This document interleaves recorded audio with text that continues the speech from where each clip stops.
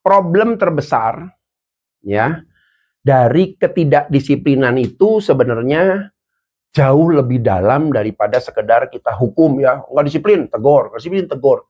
Tapi kalau kita tidak menyelesaikan akar masalahnya, disiplin itu tidak akan berubah. Ya, mungkin teman-teman juga mengalami ya, Pak, saya punya anak buah yang disiplinnya mantep. Tapi Pak, kenapa ya ke si B ini, aduh, sudah tahunan Pak, sudah saya tegur, sudah pernah kena SP, sudah pernah saya pindahkan departemen, tapi kok modelnya ya begini. Nah, ini masalah besar nih di banyak perusahaan gitu ya. Tapi yuk kita belajar, kalau teman-teman masih ingat ya, teori iceberg. Ya, kenapa disiplin itu penanggulangannya tidak bisa sekedar perorangan. Artinya misalnya Pak Nawawi panggil anak buahnya, wow, terus selesai. Nggak bisa. Ini adalah perlu semua kegiatan organisasi ikut terlibat. Ya, penegakan aturan itu bicara, contoh di Indonesia ya, kalau kita bicara, apakah iya semua orang pelanggar aturan? Enggak juga. Ada orang yang sebenarnya pengen ngikutin aturan, tapi karena situasinya, contoh kalau motor ngelawan ya, saya ingat dulu pernah saya nonton satu YouTube ya, pelanggar yang motor sering lawan arus tuh ya, ditangkap lah, ditanya, loh kamu kok gimana sih? Pak, saya ini sebenarnya tidak ingin melanggar Pak, tapi saya bingung, ini semua pada kesini, jadi saya pikir ya sudah deh saya ikutan sekalian. Nah banyak hal begitu. Kadang-kadang orang nggak disiplin di tempat kerja kita, itu bukan karena dia nggak disiplin loh, tapi dia lihat selingkuh kiri, loh kok pulang ya, padahal belum selesai. Selingkuh kanan, loh itu kok boleh ya. Nah mulailah goyah lama-lama. Jadi saya berpikir kok orang lain boleh, ya sudah deh. Jadi akhirnya penegakan jadi sulit kalau kita nggak membangun environment-nya secara keseluruhan. Nah kita lihat sekarang. Kalau teman-teman ingat, yang paling dasar apa nih? Masih ingat nggak? Paling bawah nih. Ini kan kita bicara apa yang ada dalam diri manusia ya, dan apa yang terlihat, yang keluar. Yang pertama itu belief. Masih ingat? Setiap orang punya belief, punya keyakinan masing-masing. Keyakinan yang muncul dari mana? Pola asuh, peristiwa, pengalaman masa kecil, dan segala macam lah. Ini muncul belief. Gitu ya. Untuk tahu belief seseorang arahnya kemana, sebenarnya bisa nanya bagaimana dia memandang hidup, memandang dirinya, dan memandang masa depannya. Itu kunci. Kenapa dalam teknik kita interview, ini perlu ditanyakan nih hal sepele. Kenapa? Inilah yang disebut sebagai values. Nilai. Ya, kita lihat thinking, pola pikir. Ada orang yang berpikirannya dewasa, ada orang yang berpikirannya masih anak-anak, ada juga tuh. Atau ada orang yang berpikirnya selalu positif, ada orang berpikir selalu negatif. Nah, ini dari value ini membentuk nih nanti, sudah terbentuk lah. Mana orang yang nantinya jadi orang yang sangat disiplin, patuh pada aturan, dia ngejar sesuatu konsisten. Dan kenapa? Ada orang-orang yang susah disiplin, mau-maunya sendiri. Mungkin dia juga punya bakat memberontak, nggak mau ikut aturan. Nah itu muncul dari sini nih, mulai terpecah nih, yang positif dan yang negatif.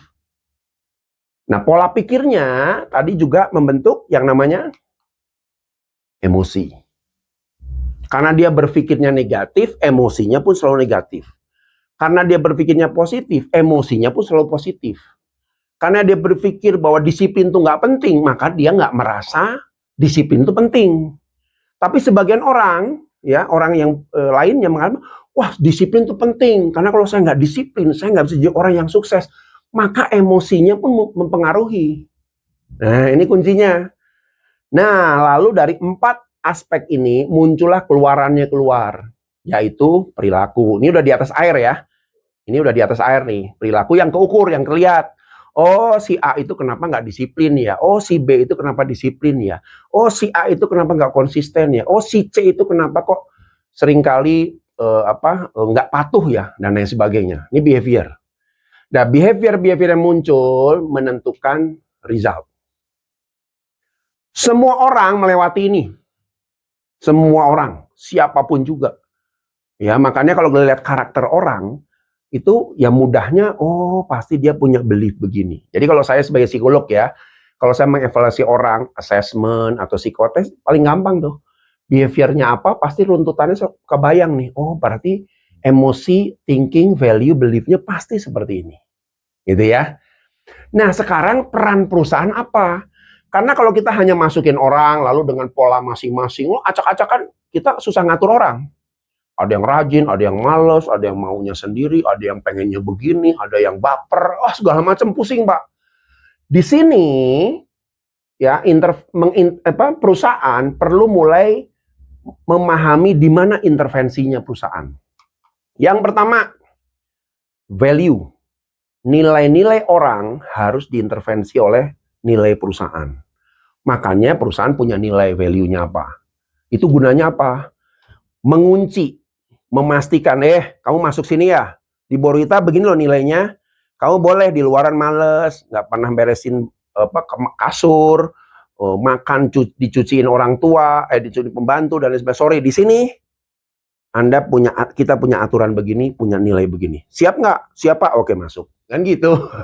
Dulu ya, itu dulu. Karena kalau nilai ini nggak diintervensi, nilai ini ya berantakan sendiri. Orang nggak disiplin akan jadi nggak disiplin terus. Hasilnya pun muncul dalam pekerjaan nggak disiplin. Sehingga perlu diintervensi dengan nilai-nilai perusahaan. Lalu pola pikir diintervensi juga oleh perusahaan. Apa? Nah, kita lihat.